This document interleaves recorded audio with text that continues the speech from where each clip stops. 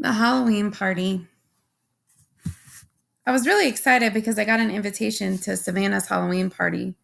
Savannah is probably the most popular girl in school. All the boys like her. All the girls want to be friends with her. And she was the first girl in the grade to actually have a boyfriend. It was some kid who goes to middle school, MS 281, though she dumped him and started dating Henry Joplin, which makes sense because the two of them totally look like teenagers already. Anyway, even though I'm not in the popular group, I somehow got invited, which is very cool. When I told Savannah I got her invitation and would be going to her party, she was really nice to me, though she made sure to tell me that she didn't invite a lot of people. So I shouldn't go around bragging to anyone that I got invited. Maya didn't get invited, for instance. Savannah also made sure to tell me not to wear a costume. It's good she told me because, of course, I would have worn a costume to a Halloween party. Not the unicorn costume I made for Halloween parade, but the goth girl getup that I'd worn to school. But even that was a no-no for Savannah's party. The only negative about my going to Savannah's party was that now I wouldn't be able to go to the parade and the unicorn costume would be wasted. That was kind of a bummer, but okay. Anyway, the first thing that happened when I got to our party was that Savannah greeted me at the door and asked, "Where's your boyfriend, Summer?" I didn't even know what she was talking about. "I guess he doesn't have to wear a mask at Halloween, right?" she added, and then I knew she was talking about August. "He's not my boyfriend," I said. "I know, I was just kidding." She kissed my cheek. All the girls in her group, kissed each other's cheeks now whenever they said hello, and threw my jacket on the coat rack in our hallway. Then she took me by the hand down the stairs to her basement, which is where the party was. I didn't see her parents anywhere. There were about 15 kids there. All of them were popular kids from either Savannah's group or Julian's group. I guess they've all kind of merged into one big super group of popular kids now that some of them have started dating each other. I didn't even know there were so many couples. I mean, I knew about Savannah and Henry, but Zemina and Miles and Ellie and Amos, Ellie is practically as flat as I am. Anyway, about 5 minutes after I got there, Henry and Savannah were standing next to me, literally hovering over me. So we want to know why you hang out with the zombie kid. Just trying to find things to stay awake. "So, we want to know why you hang out with the zombie kid so much," said Henry. "He's not a zombie," I laughed, like they were making a joke. I was smiling, but I didn't feel like smiling. "You know, Summer," said Savannah, "you would be a lot more popular if you didn't hang out with him so much. I'm going to be completely honest with you. Julian likes you. He wants to ask you out." "He does? Do you think he's cute?" Yeah, I guess he's cute." "So you have to choose who you want to hang out with," Savannah said. She was talking to me like a big sister would talk to a little sister. "Everyone likes you, Summer. Everyone thinks you're really nice and that you're really, really pretty. You could totally be part of our group if you wanted to. And believe me, there are a lot of girls in our grade who would love that." "I know," I nodded. "Thank you." "You're welcome," she answered. "You want me to tell Julian to come and talk to you?"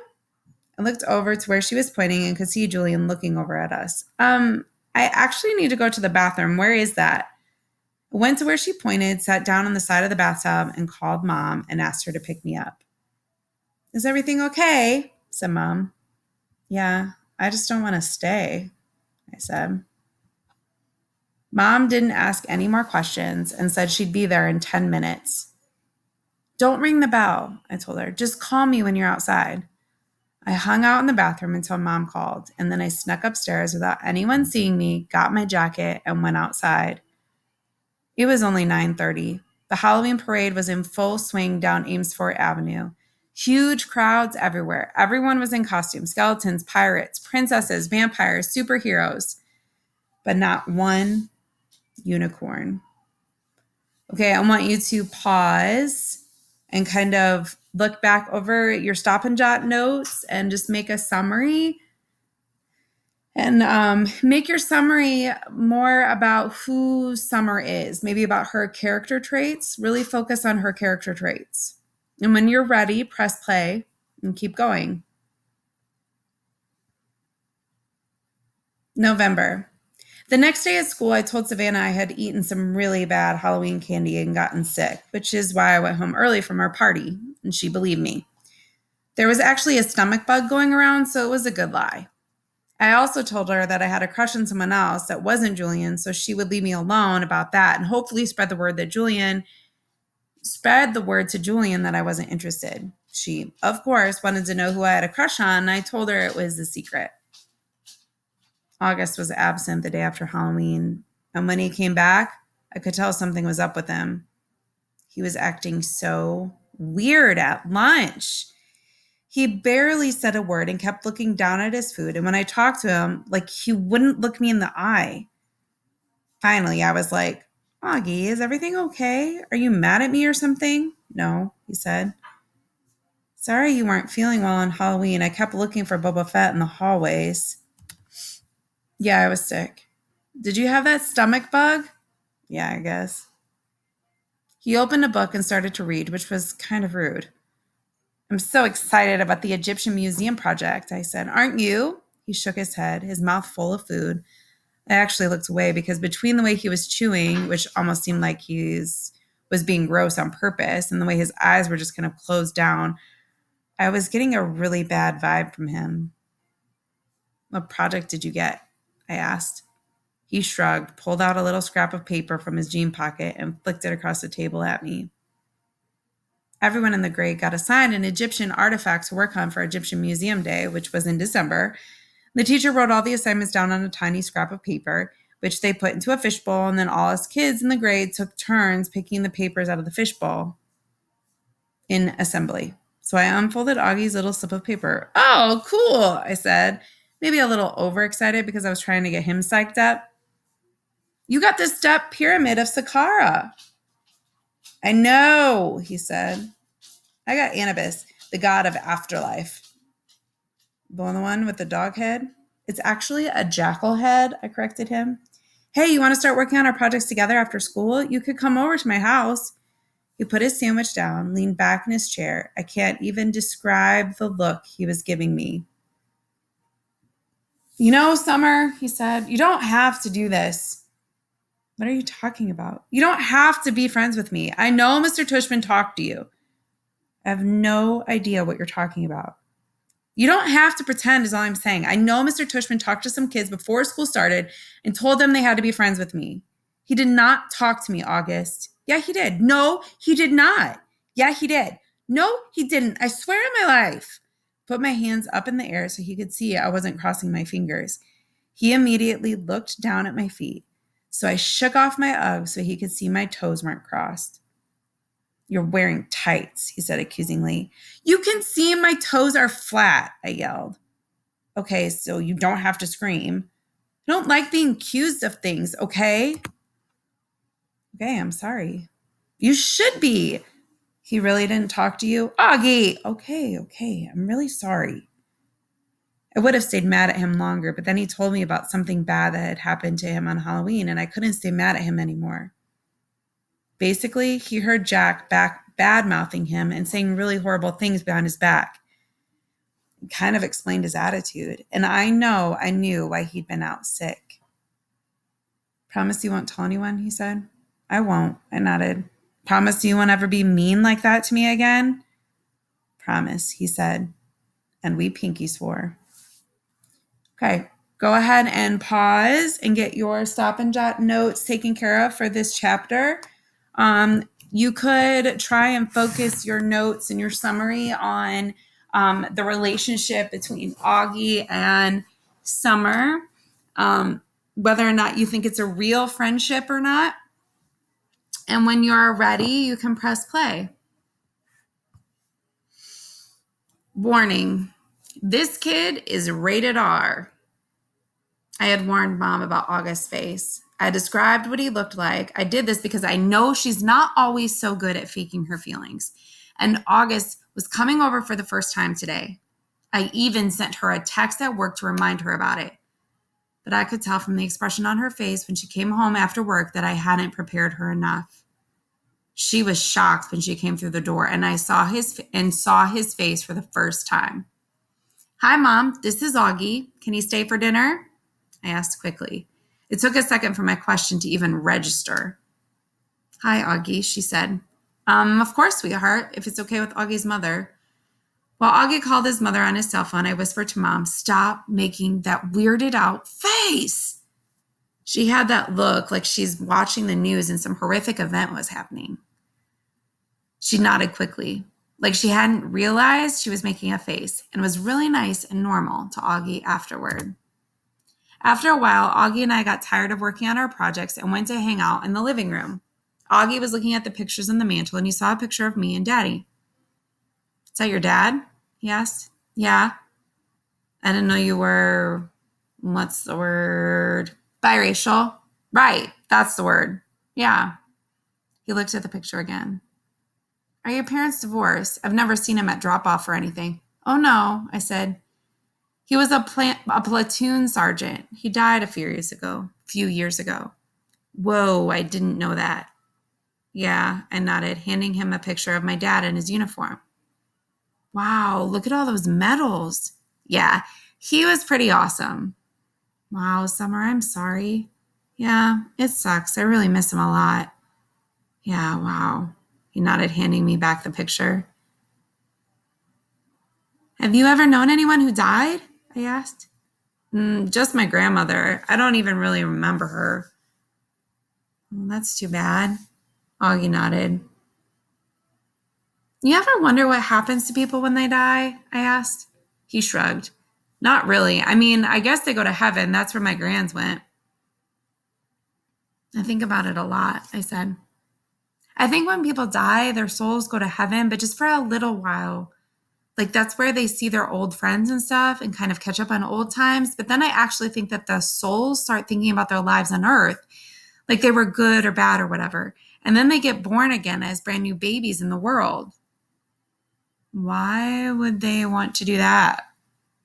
Because when they get another chance to get it right, I answered, their souls get a chance to have a do-over. He thought about what I was saying and then nodded. Kind of like when you get a makeup test, he said. Right. But they don't come back looking the same, he said. I mean, they look completely different when they come back, right? Oh, yeah, I answered. Your soul stays the same, but everything else is different. I like that, he said, nodding a lot. I really like that, Summer. That means in my next life, I won't be stuck with his face. He pointed to his face when he said that and batted his eyes, which made me laugh. I guess not, I shrugged. Hey, I might even be handsome, he said, smiling. That would be so awesome, wouldn't it? I could come back and be this like good-looking dude and be super buff and super tall. I laughed again. He was such a good sport about himself. That's one of the things I like most about Augie. Hey, Augie, can I ask you a question? Yeah, he said, like he knew exactly what I wanted to ask. I hesitated. I've been wanting to ask him this for a while, but I've always lost the guts to ask. What? He said. You want to know what's wrong with my face? Yeah, I guess. If it's okay for me to ask. He shrugged. I was so relieved that he didn't seem mad or sad. Yeah, it's no big deal, he said casually. The main thing I have is this thing called mandibulofacial dysostosis, which took me forever to learn how to pronounce, by the way. But I also have this other syndrome thing that I can't even pronounce. And these things kind of just morph together into one big super thing, which is so rare that they don't even have a name for it. I mean, I don't want to brag or anything, but I'm actually considered something of a medical wonder, you know? He smiled. That was a joke, he said. You can laugh. I smiled and shook my head. You're funny, Augie, I said. Yes, I am, he said proudly. I am cool beans. Okay, go ahead and pause and wrap up your stop and jot notes. And I want you to kind of look back on their conversation about what happens when somebody dies and why Augie or Summer might be so excited about this idea of getting like a do-over and doing things right. When you're ready, press play. The Egyptian tomb. Over the next month, August and I hung out a lot after school, either at his house or my house. August's parents even invited Mom and me over for dinner a couple of times. I overheard them talking about fixing Mom up on a blind date with August's Uncle Ben. And on the day of the Egyptian Museum exhibit, we were all really excited and kind of giddy. It had snowed the day before, not as much as it had snowed over Thanksgiving break, but still, snow is snow. The gym was turned into a giant museum with everyone's Egyptian artifact displayed on a table with a little caption card explaining what the thing was. Most of the artifacts were really great, but I have to say, I really think mine and August were the best. My sculpture of Anubis looked pretty real, and I had even used real gold paint on it. And August had made his step pyramid out of sugar cubes, and it was 2 feet high and 2 feet long. And it had spray painted the cubes with this kind of fake sand paint or something. It looked so awesome. We all dressed up in Egyptian costumes. Some of the kids were Indiana Jones type archaeologists, and some of them dressed up like pharaohs. August and I dressed up like mummies. Our faces were covered, except for 2 little holes for our eyes and 1 little hole for our mouth. When the parents showed up, they all lined up in the hallway in front of the gym, and they were told we could go to get our parents, and each kid got to take his or her parent on a flashlight tour through the dark gym. August and I took our moms around together. We stopped at each exhibit, explaining what it was, talking in whispers, answering questions. Since it was dark, we used our flashlights to illuminate the artifacts while we were talking. Sometimes, for dramatic effect, we would hold the flashlights under our chins while we were explaining something in detail. It was so much fun hearing all the whispers in the dark, seeing all the lights zigzagging around the dark room. At one point, I went over to get a drink of water fountain, and I had to take the mummy wrap off my face. "Hey, Summer," said Jack, who came over to talk to me. He was dressed like the man from The Mummy. "Cool costume." "Thanks." "Is that other mummy August?" "Yeah." Hey, do you know why August is mad at me?" "Uh-uh." "Oh, uh-huh," I nodded. "Can you tell me?" "Nope." He nodded. He seemed bummed. "I told him I wouldn't tell you," I explained. "So weird," he said. "I have no idea why he's mad at me all of a sudden." "None. Can you give me a hint?" I looked over at where August was across the room, talking to her moms. I wasn't about to break my solid oath, and I wouldn't tell anyone about what he overheard at Halloween, but I felt bad for Jack. "Bleeding scream," I whispered in his ear and then walked away. Okay, so go ahead and pause. And I want you to kind of reflect, to summarize what happened in this chapter with your stop and jots, kind of look them over. What things did you think were important? And what do you think bleeding scream means for Jack? Or what do you think that Summer was thinking she was doing with that? And do you think August is going to be upset with it? So go back through and kind of just think through a lot of different things with this chapter. And then when you're ready, press play.